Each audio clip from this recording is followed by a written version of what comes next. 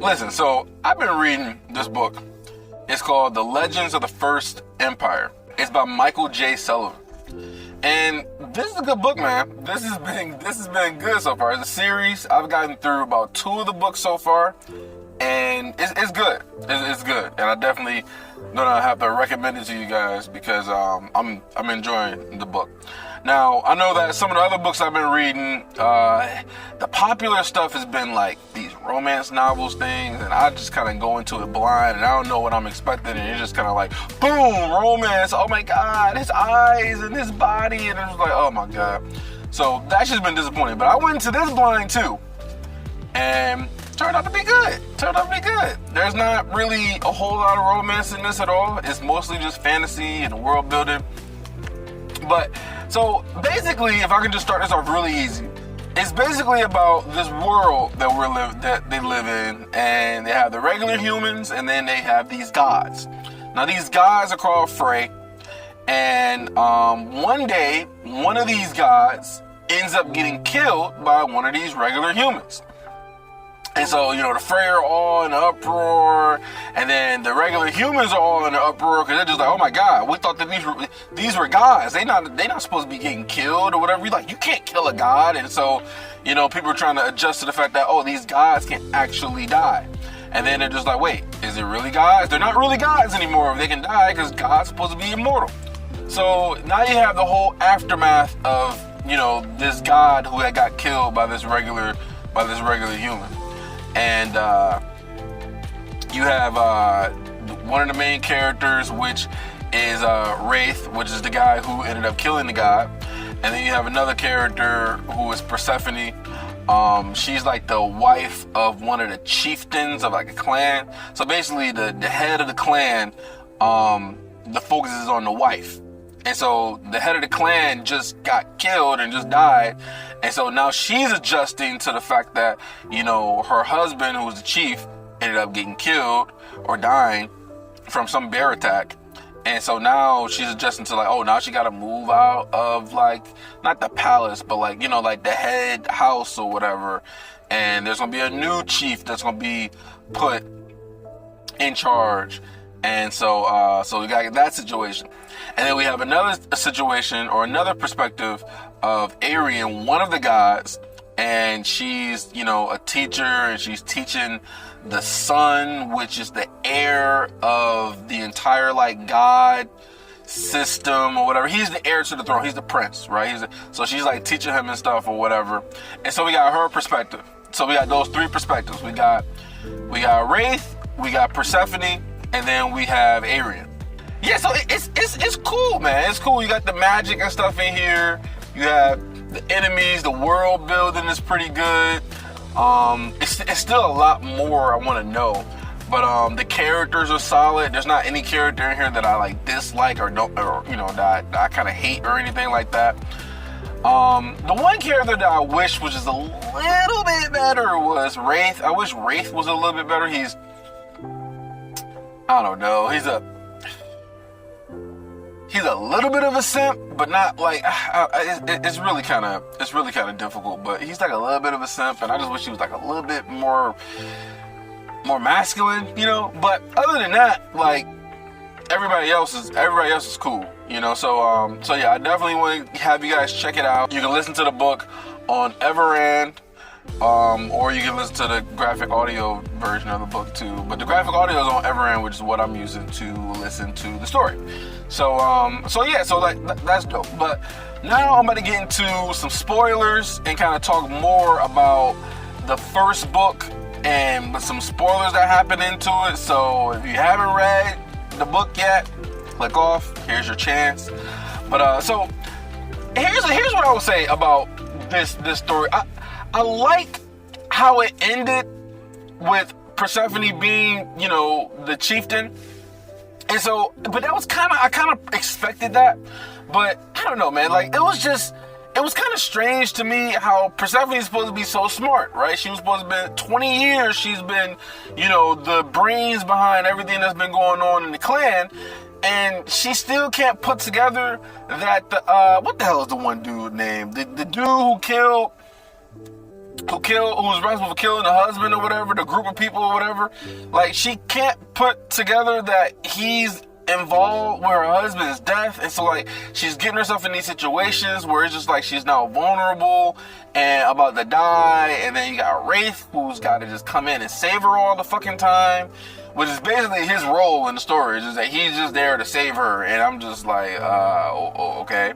And so I thought that she should have known better that, okay, these guys are trying to kill the same guys who happened to say that, oh yeah, your husband died of a bear attack. Which, if he died of a bear attack, wouldn't they have to be able to see the body and like see the claw marks or whatever? You know what I'm saying? Like, they never even got into that, like, oh, where's the body? And let's see the claw marks or anything. Like, it was just none of that. But then the same group of guys who were responsible for that, for saying that that's how he had died, and then you got 3 of them that come into the waterfall and they're trying to kill you. He's like, I don't know why they're trying to kill me. The guys who was with my husband when he died, all of a sudden those same 3 guys are trying to kill me? And then they let the one guy get away, and then the one guy goes away, and they're just like, oh, I never expected for him to come back and just, make a bunch of lies or anything. Like, oh, I expected for him to be long gone. It's just like, wait, what? And I don't know. It was just like, yeah, I should have expected that already, So that was just kind of a little frustrating for me. But I really like Suri. Suri was really cool in the story. Suri is really dope. I like how carefree she is, and just like she's in tune with nature, and she's just herself, and she doesn't really care about what anybody else thinks about her. She thinks everybody else is the weird one while she's being looked at as the weird one. So I thought she's the coolest character in the story, to be completely honest with you. I like her the best out of everybody in the entire story. So I liked her, and then she had her pet little wolf. I like how she's like got these abilities, and then like I really like the relationship with her, and then Arian, and like how she gets involved, and I just like all that stuff. All that stuff is just really dope.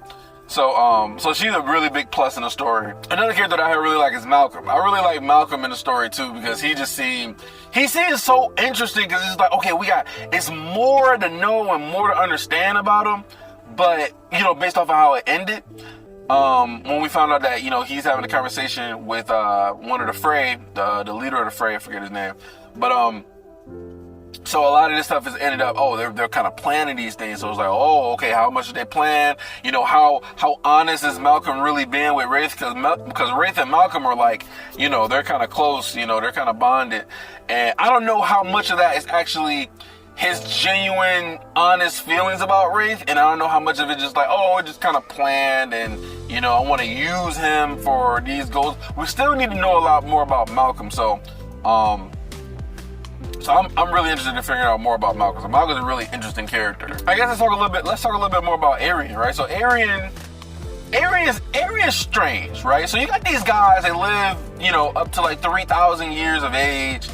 And she seems to be different because she doesn't want to use her abilities to just kill everybody all the time, even though they can't kill each other based off of their code and ethics or whatever. It's like, if you kill one of your kind, if you kill the Fray, then you end up not going into heaven, basically, and your soul and spirit will be just kind of burning in the underworld or whatever. And also, I think it'll be your families too will also get burned into the underworld too. Like their spirit, like it's a whole spiritual reason why they don't kill each other. They try not to kill each other. But she's teaching the prince, and this prince is basically like Joffrey in the making. He's like Joffrey in the making, because it's just like, okay, he's like this mold of clay, and you can kind of mold him into whatever he ends up being, but it's like he's not very powerful yet, because he's not very powerful with the arts, but maybe he potentially gets really strong, and then he can really be a tyrant, like a real tyrant based off of his strength.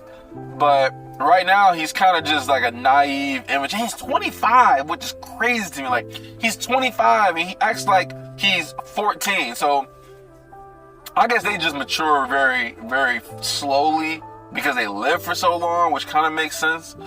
But the whole like him and like just how he feels about the runes people, which is the regular humans and stuff, and how he got that sense of just like, oh, I'm superior to everybody else. But then you also got their kind of clan, which is like is it the Merilith or whatever? They're superior to the other Fey races, so it's interesting, and I'm really curious to see how it's all gonna turn out. But going back to Arian, we got a little bit of backstory on her, with her not having a good relationship with her mom, and she had some small little like romance or whatever for a little while, but they didn't really go into detail about it.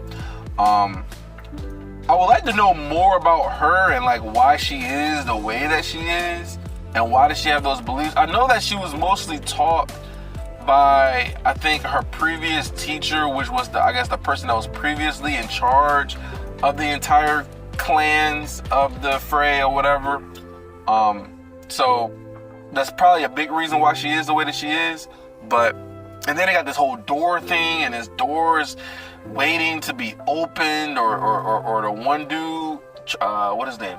Trolley, something like that. He's waiting for it to be open as well. So we got some layers, you know what I'm saying? We got layers in the story as far as like how deep everything goes and what's the true motivation for all these people. But anyway, it turned out really good. I mean, I would give the first book probably like an 8 out of 10. I think that, there's things that I like, there's things that I don't like as far as like character wise, but I'm really liking everything. I'm really hoping that they find more of the Rune people who can use the arts, to where Arian can kind of like have like a little like, group of kids that she's trying to teach, and she might find out that, oh wait, they learn way faster than the Frey, and they're like much more naturally inclined to the arts, and you know what I'm saying? Like, I think that would be really cool, because she's like kind of, struggling with her abilities or whatever, with her headaches or whatever, so it's kind of affecting her. So like, I think that'd be really cool for her to like pass on her knowledge to them. But yeah, so like that's what I kind of see going forward. I really wish that Wraith would like leave Persephone alone. Like, Persephone is not interested in being with him, and he just looks more and more like a little bit of a bitch, and a little bit of a just like, you're kind of pedestalizing her, like kind of like let her go, like let her do what she's gonna do, figure out your own path.